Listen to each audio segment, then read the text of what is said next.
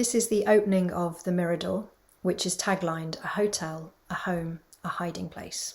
Chapter 1 is called Escape. I have stolen an old woman. That's the fact of the matter. I smooth sunscreen across the slack flesh of my mother's arm and wonder when our bodies last touched. A drought of physical contact for a decade or more, now this dizzying abundance, guiding her by the elbow through the crowded spaces of the airport, lifting her arms to fasten a seatbelt across her lap, helping her into and out of a taxi and later to undress and wash and get into this unfamiliar Spanish bed. In fact, the unfamiliarity of it all has worked in my favour, stunning her into a pliant state that seems to have lasted the night. She stares at me as I stroke the cream across her cheekbone, her dark eyes telegraphing amusement or resentment or nothingness, impossible to tell. I hold her gaze for as long as I can, force a smile, keep my movements small and unhurried as I have read to do. The stroking soothes my nerves too, helping to suppress the agitation that comes from the sudden acquisition of power.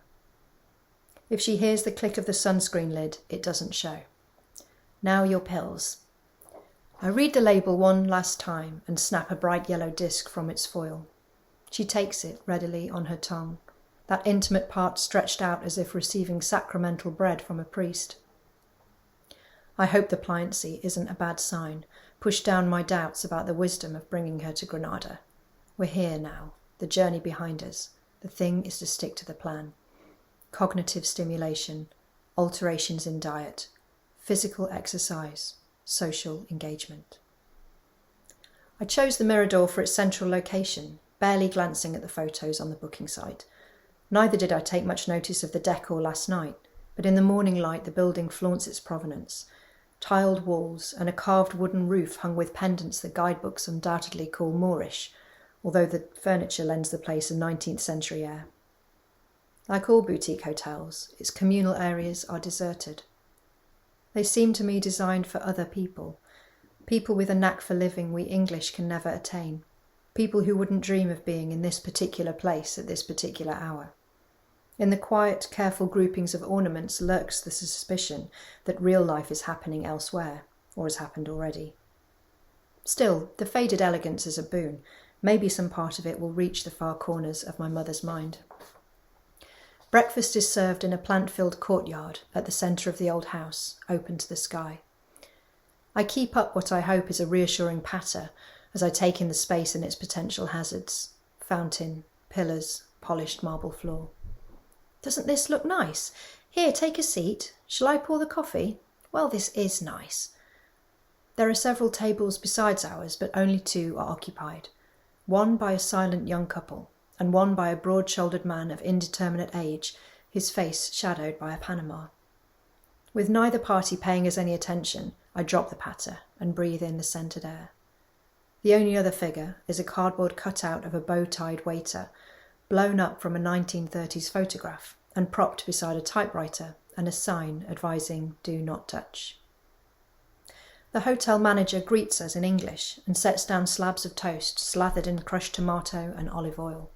The oil is so yellow, the tomato so red that the colours seem to vibrate. I eat without tasting, watching my mother. Eat up, it's wonderful. Her eyes remain fixed on the frayed edge of the tablecloth. The word catatonic passes through my mind, trailing its scientific definition like the vanishing tail of a comet. I lean around the pillars to steal glances at the other guests. The couple has begun a conversation, but it seems as one-sided as ours, the red-haired girl stifling a yawn as her companion holds forth on some personal passion. The behatted gentleman is reading a book. "Isabel?" I try. My mother blinks slowly but doesn't look up. "After breakfast we're going to go for a walk, all right?"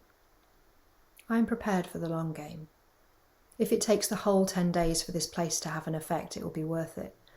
The slightest improvement, the smallest reversal in the progress of her dementia will suffice. A few minutes of lucidity are all I need.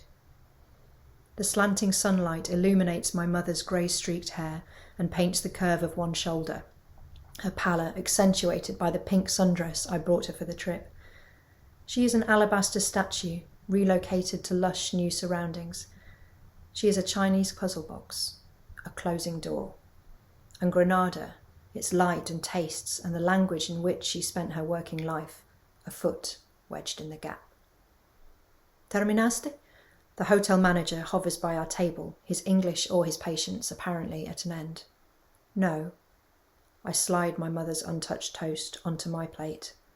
We're not quite done.